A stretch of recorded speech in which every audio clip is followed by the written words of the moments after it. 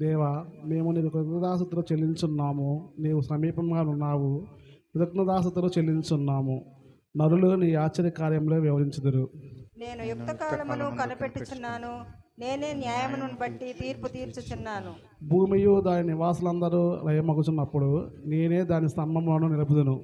అహంకారుల ఎండకూడని అహంకారులకు నేను ఆజ్ఞ ఇచ్చుచున్నాను. కొమ్ము ఎత్తకుడి, ఎత్తుగా కొమ్ము ఎత్తుకుడి.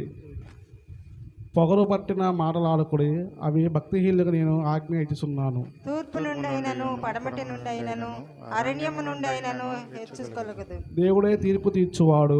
ఆయన ఒకరిని తగ్గించును, ఒకరిని హెచ్చించును.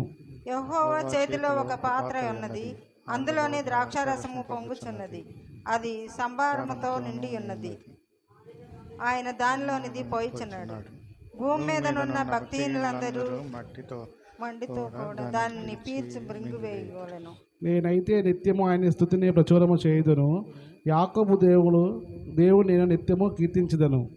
భక్తిహీనుల కొమ్మలన్నిటిని నేను విరగొట్టుదను. నీతిమంతుల కొమ్ములు హెచ్చించబడును.